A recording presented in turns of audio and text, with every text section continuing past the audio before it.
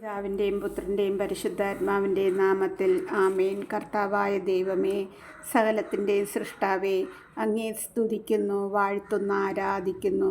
പരിശുദ്ധാത്മാവായ ദൈവമേ, അങ്ങേ വാഴ്ത്തുന്നു, ആരാധിക്കുന്നു, സ്തുതിക്കുന്നപ്പാ. പിതാവിൻ്റെ അരുമപുത്രനും ഞങ്ങളുടെ രക്ഷകനുമായ ഈശോനാഥ, അങ്ങേ വാഴ്ത്തുന്നു, ആരാധിക്കുന്നു, മഹത്വപ്പെടുത്തുന്നു.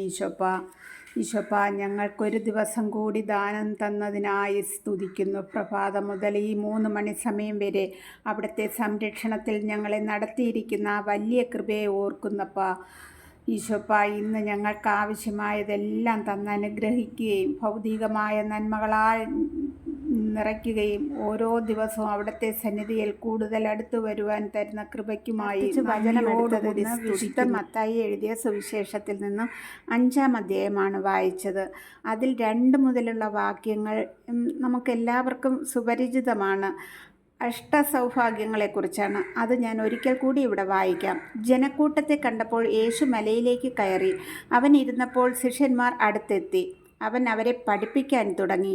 ആത്മാവിൽ ദരിദ്രരായവർ ഭാഗ്യവാന്മാർ, സ്വർഗരാജ്യം അവരുടേതാണ്. വിലപിക്കുന്നവർ ഭാഗ്യവാന്മാർ, അവർ ആശ്വസിപ്പിക്കപ്പെടും. ശാന്തശീലർ ഭാഗ്യവാന്മാർ, അവർ ഭൂമി അവകാശമാക്കും.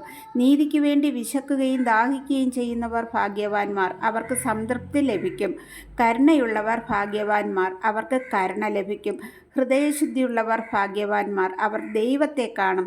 സമാധാനം സ്ഥാപിക്കുന്നവർ ഭാഗ്യവാന്മാർ, അവർ ദൈവപുത്രരെന്ന് വിളിക്കപ്പെടും. നീതിക്ക് വേണ്ടി പീഡനം ഏൽക്കുന്നവർ ഭാഗ്യവാന്മാർ, സ്വർഗരാജ്യം അവരുടേതാണ്. എന്നെ കേൾക്കുന്ന പ്രിയ സഹോദരങ്ങളെ, ഈശോ ശിഷ്യന്മാരെ പഠിപ്പിക്കുന്നതാണ് ഈ അഷ്ടസൗഭാഗ്യത്തെക്കുറിച്ച്. നമുക്ക് ഇതിൽ വിശദീകരണത്തിൻ്റെ ആവശ്യം വരുന്നില്ല. ഓരോ വാക്കും നമ്മുടെ ഹൃദയത്തിൽ ആഴ്ന്നിറങ്ങുന്നതാണ്. അതിൻ്റെ അർത്ഥവും അതിൽ തന്നെയുണ്ട്. ആത്മാവിൽ ദരിദ്രരായവർ ഭാഗ്യവാന്മാർ, സ്വർഗരാജ്യം അവരുടേതാണ് എന്നാണ് 1-ാമത്തെ വാക്ക് പഠിപ്പിക്കുന്നത്. ഉദാഹരണം, മനുഷ്യന്മാരായ നമ്മൾ ദരിദ്രരായാൽ നമ്മെ മറ്റുള്ളവരോ സമൂഹമോ വ്യക്തികളോ സഹായിക്കും. ആത്മാവിൽ ദരിദ്രർ എന്ന് പറയുന്നത് നാം ഓരോരുത്തരും ചിന്തിക്കണം. നമ്മുടെ ആത്മാവ് മറ്റാർക്കും കടന്നുകൂടുവാൻ പറ്റില്ല.